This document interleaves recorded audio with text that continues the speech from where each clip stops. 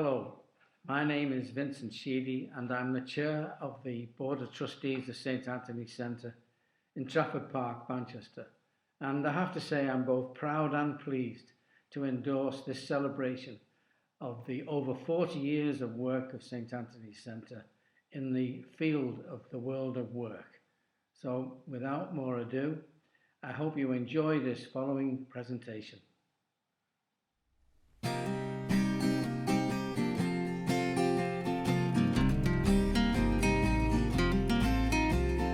Knock on wood, we are family with songs from 79. Trivial Pursuit, along with Thatcher came to occupy our time. Pink Floyd built a wall long before Trump. The Walkman arrived, what a techno jump. 1979, 1979. 1979, 1979. Voyager 1 out in the galaxy took pictures of Jupiter's rings. Idi Amin, the last king of Scotland, had to pack up all his things.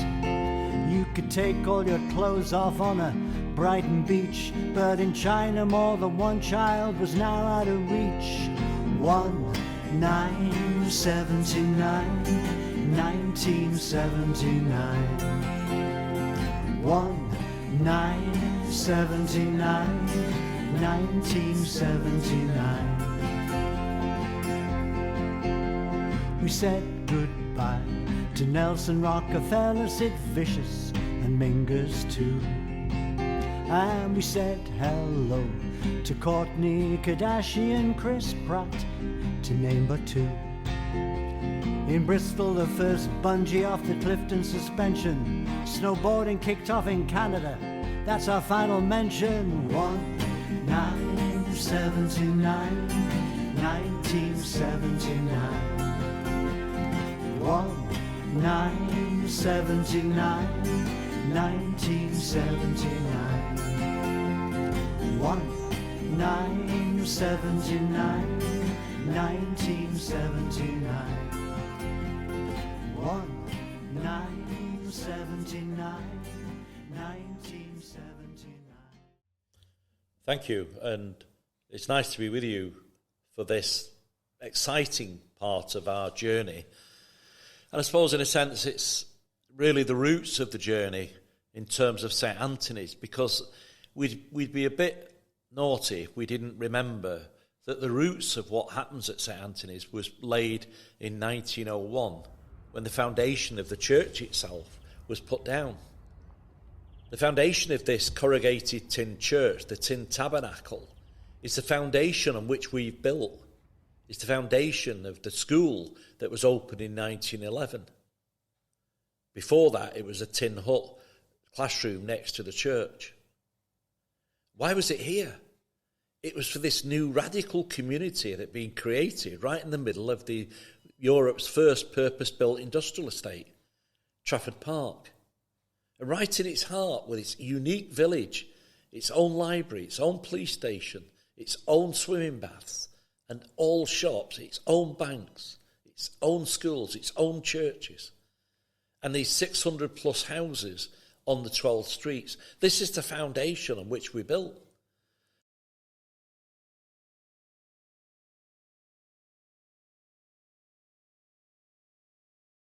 We must remember, in a sense, we only build on the shoulders of those who've gone before. And of course, sadly, one of those isn't with us to share their 40-year years in spirit, and that's Father Joe Carter, and many of the other priests who served this area, but particularly Father Joe, because of his vision, his openness, his welcome to seeing us here. In a sense, it would be daft to say that St Anthony's wasn't already well known. It already was. The residents knew it well. Many of them came to school here. Many went to church here. But it was also known further afield. It was the parish that had, 6, 7, 8,000. I tell you what, though, on a Saturday, it could get another 50,000, and now in recent years, 70,000. Why? Because it's the home of Old Trafford. Right on the edge of the park, Old Trafford football ground. In fact, they used to come here. We've had Paddy Crerand. Sometimes they dragged some of the others, Nobby Styles. I believe at one time even George Best came with his friend here. Matt Busby came. Joe would always welcome him. Going through the park, you're either passing through, you'd either come to work here, you're either coming to the park because you're in football, or you lived here. This shadow of Old Trafford has played a big part in our future and our past. And it's great to see that still today, many people will see the sign on the street that says Trafford Park Village and Trafford Park and St Antonys Heritage Centre, quite simply because they're passing through, as many did, and particularly football fans, and we've got thousands who still do. The year was 1979. I was 14 years old at the time. I'd walked through the cemetery, over the lock gates, through Trafford Park, to see the greats. Past the Ovis works, you could taste the grain, onto Old Trafford to see them play again. Collecting the tokens for all the reserve games, getting to Wembley was the only real aim. My token sheet full, and we'd reached the final. The team even released a song. You'd never guess what, it was on red vinyl. So I saved my spends and I went with my dad. Even though we lost, I didn't feel that bad. We'd come from behind, we'd made it 2-2. Surely extra time was coming, and it was going to be a draw. Alan Sunderland pops up with the last kick of the game. The 5-minute final, it was later renamed. The coach trip home was a story on its own. It broke down. Would we ever get home? I landed back in Salford.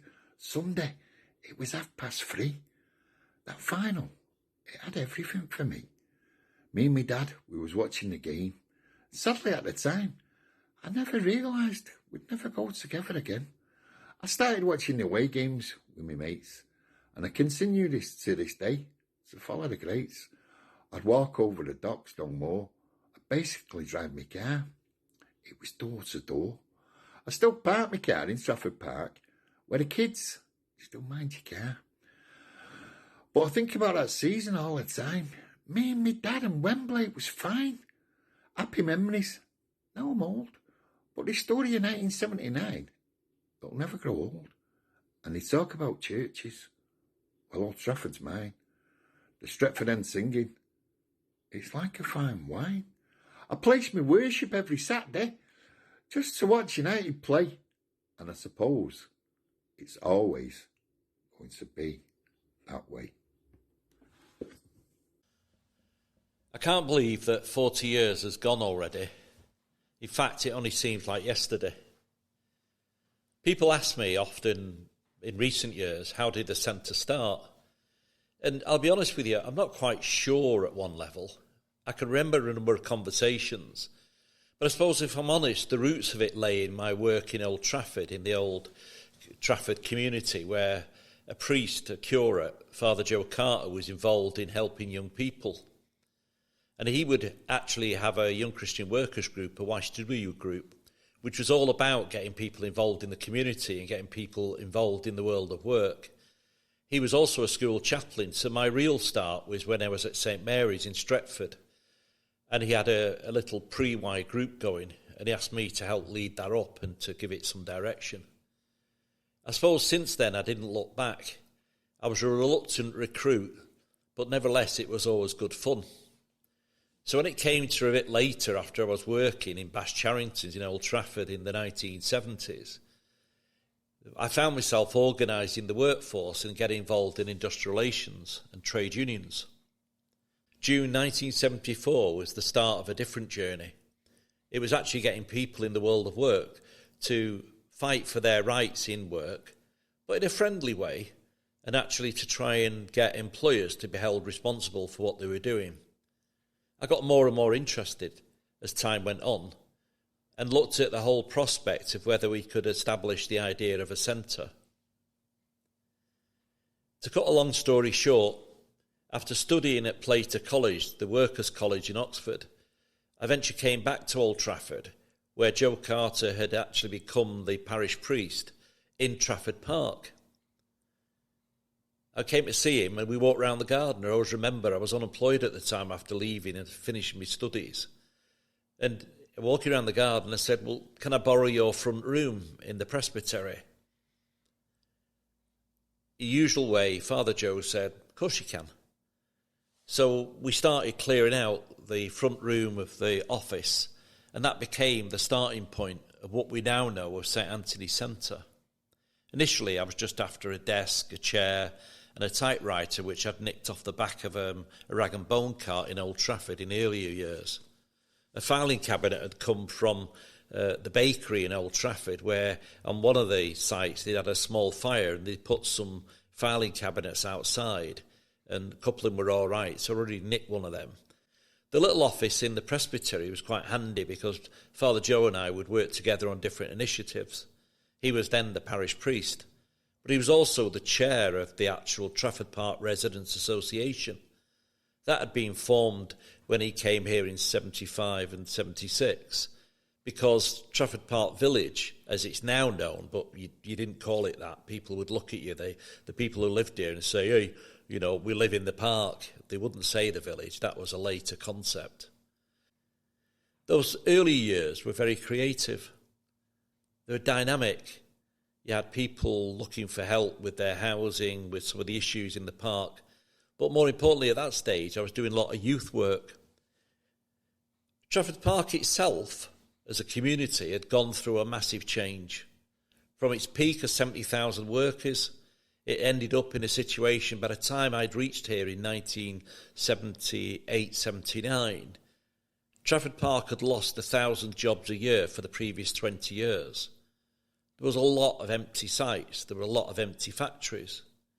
And I became more and more interested in what we should do as a community group and as an organisation, a church organisation, in the middle of the industrial estate. We decided, as usual, we would work with some young people. And the early years saw us form the Community Leadership Programme, a programme that reached out to the cities of Manchester, Salford and other areas to try and give an opportunity for young people to come together and actually go on a residential 5-day course. It was the Jim Conway Foundation who were developing some of that work. Ironically, at that time, I didn't know that Jim Conway, who also had previously worked at GEC, had become the General Secretary of the AEU, the old engineering union. When he was killed in the Paris air crash in 1975, I think, they'd set up a foundation to offer some courses and training for people, and then they became interested in young people. They raised that much money that they decided to keep going, and many trade unions were developing new work around that. Behind the scenes, we were also developing the centre. We'd built partnerships with a few other organisations locally. We'd started to look for some money. We'd created a job creation programme from where our first secretaries and helpers came. Some of the young people that we're involved with gave us a chance to gather them together and have small group meetings. We were still supporting the YSW, and I was still involved in developing YSW groups, young Christian worker groups, in the Diocese of Salford. These were interesting times, actually, quite funny at the time. But as we moved into the mid-80s, the real problem was that the village was under real threat. There was public inquiries to look at the future of the village itself. I actually attended one in the old clinic and library and at the town hall. I always remember there was a guy from one street got up who lived here and said, "Oi, pollution from Trafford Park don't come here, mate. It goes all the way over to Eccles," at which the whole thing just collapsed. He said, "I'm 80-odd. He said, and I'm still fit. Not Trafford Park you got to worry about. I'd worry more about Eccles than this." Nevertheless, there was a spirit in the village. It was interesting, really. We now call it the village, but it was very much a small community. Sadly, I came at the end of it where there were quite a lot of empty houses, boarded up properties along the streets, but all the street pattern was still there. There's still quite a lot of people living there. the school of St Antonys was still open. It was the last school to close. The county school had closed a couple of years earlier, so St Anthony stayed open right till 1982. By that stage, we'd already expanded in the presbytery. The front office was still my office with the secretary sat opposite me, and we'd actually taken over another bedroom upstairs at the front. He was a great guy, you know. Anybody who gives over the house to helping community in that way. Lo and behold, the final announcement came that St Anthony's school itself would have to close. That happened in 1982. That gave us a great opportunity because it gave us a chance to look at the centre, the idea of actually creating a centre itself to which people could come. Some people wouldn't come across the boundary of a church sometimes. They'd meet elsewhere. They were just nervous. We'd built up the respect, particularly Joe Carter. He was highly respected around here. Communities would follow him. People would follow him. And he soon won the hearts and minds, not only of the residents of the park, but many employees. And he became the industrial chaplain for Trafford Park. They said, he comes into our factory. This was Carborundums at the time. Well, I'm not a person of faith, but he said, when he comes in, life is different. It's different. He lifts us for a few minutes. We have a good laugh and he goes away. And if that's what faith's about, then I'll understand that. Then I think I'll buy into that. It's important. He treats us as people. I don't think there's any greater testimony you can give to anybody. Joe Carter, there's a book to be written about the contribution he made to this area. When the school closed, we applied to Bishop Tommy Holland, who was the Bishop of Salford, and I started to gather together a group of people who were thinking about the idea of a much bigger centre. Ironically, quite a number of them were leading trade unionists. I always remember in that conversation was Keith Standring from Apex, a senior officer. There was Jim Shaw, who was involved in the Foundry Workers Union. There was Pat Tyrrell from Runcorn, who was involved in the Transport and General Workers Union. And some local trade unionists and others who came together. We had a series of meetings, and I've just posed the question, what do you want us to do? Is there any contribution we can make? And what would it be? Interesting enough, their answer was, it was essential that they had a centre in the heart of the park. It was essential, particularly now, during the time of need, of job loss, of a community going, of dereliction, of increased pressures in the economy, that they wanted a centre that would be a centre of hope, as Roland Goodwin later called it, a place that would actually people could come and develop their skills, be supported. So the 80s became some of the most creative and dynamic years that you could ever ask for. Well, am I? The team of people, and I know it will even be now, you know, throughout the time, it's the people who work at the centre, isn't it, that make it what it is, and the people who come into it and, you know, are involved in the training. But some of the key players, apart from your dad, and of course your mum used to come in on loads of events, and she was so lovely. She often would end up in the kitchen making a brew with my mum, you know, who'd sort of be ferried in, and there was always great laughter coming from the kitchen, you know.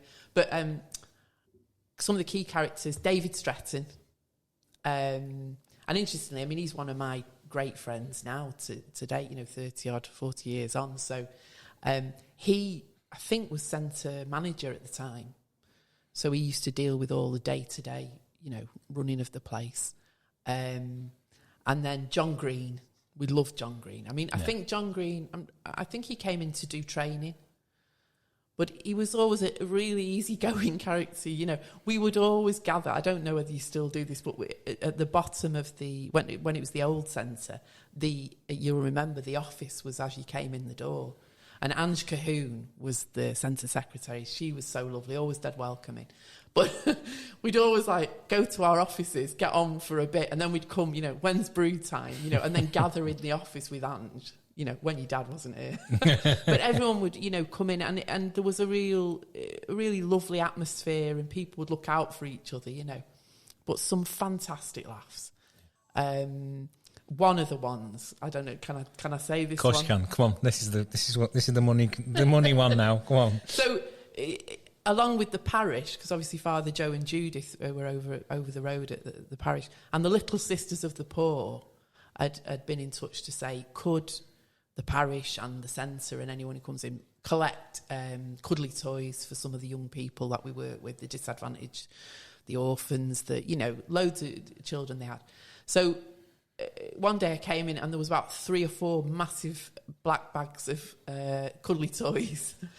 And I think we didn't have much to do that day. And John Green had set up, a bit like you've set up today, all the video stuff. He'd been recording something. So he set up the video. And I said, we've got to do a video here.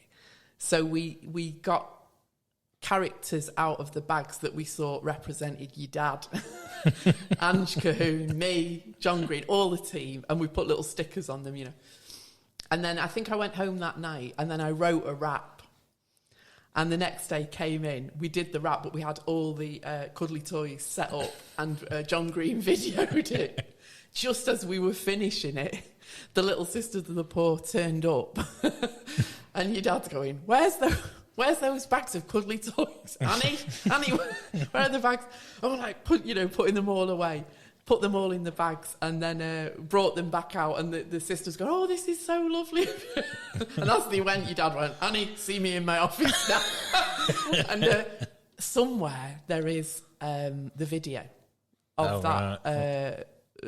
cuddly toy rap. Hello.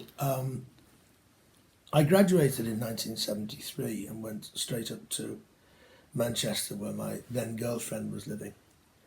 I had worked previous summers for the Department for Health and Social Security, the job centres, and thought I might try and get a job there again. So I went along to the job centre in central Manchester, and the guy behind the counter asked me what my qualifications were, and I told him that I had just got a degree. So he said that he couldn't possibly employ me because that would mean that I would be his boss, and offered me instead a job in Trafford Park at Turner & Newell, Turner's asbestos company. And I saw there things that were completely horrifying. Men who could not catch their breath and whose fingers were all swollen. They had to stop every few seconds walking along. And they were told by the company doctors, that's right, doctors employed by the company, that the reason they were in that condition was because they smoked.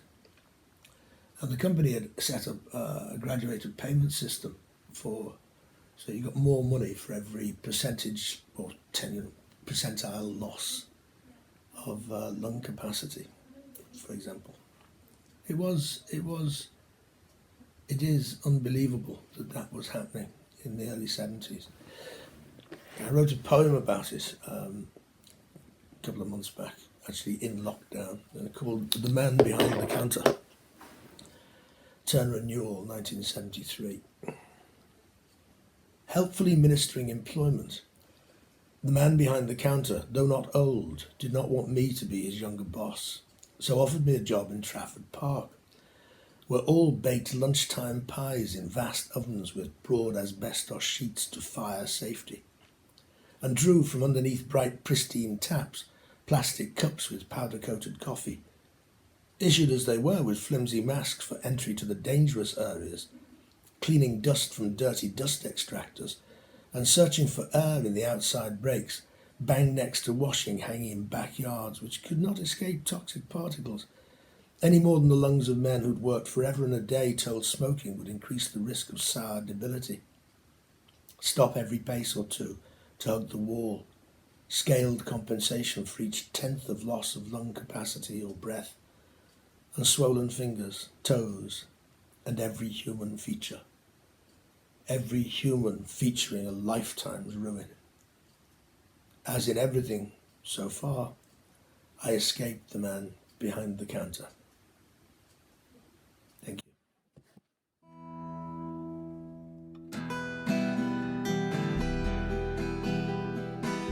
Leaving the factory, feet on the ground, we were the faces that nobody found. We were the workers with our buses to catch, caught in the rain with umbrellas to match.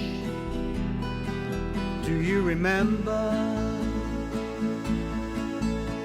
remember when we were the famous Matchstalk Men? Do you remember? Remember when we were the famous Matchstalk Men? Chimneys smoking, gaslights shine, steam engines whistle down the line. Metro Vickers, Model T, Westinghouse, Kellogg's factory. Do you remember? Remember when we were the famous Matchstalk Men? Do you remember? Remember when we were the famous Matchstalk Men? Hall and Pickles, iron and steel, Brook Bontein, the real deal. Headley Soap, Trafford Park Hotel, the village where many used to dwell. Do you remember? Remember when we were the famous Matchstalk Men? Do you remember? Remember when we were the famous Matchstalk Men? Leaving the factory, feet on the ground, we were the faces that nobody found. We were the workers with our buses to catch, caught in the rain with umbrellas to match. Do you remember? I remember when we were the famous Matchstalk Men. Do you remember? Remember when we were the famous Matchstalk Men? Paul Frost asked me to write something based on the 40th anniversary of St Antonys Centre. I listened to the Sheedy Frost song 1979 and came up with this. Yes, I remember 1979 and its winter of discontent, the year a young idealist pitched his tent on Joe Carter's verdant lawn, and a centre for church and industry was born. Give him a yard and he will take a mile, the workers' priest said with a smile.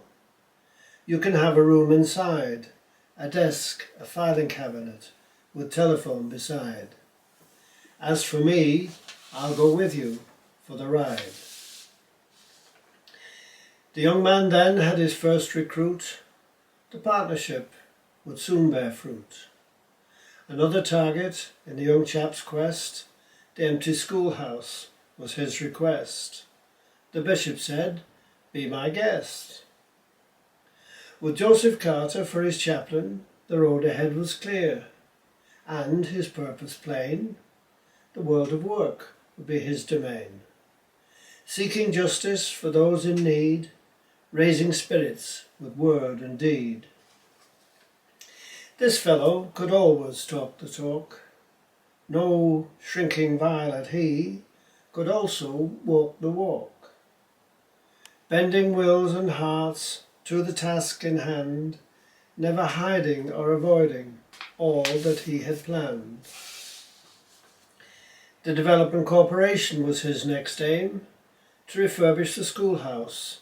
He would claim the church and garden the whole estate would be a community enterprise to rate.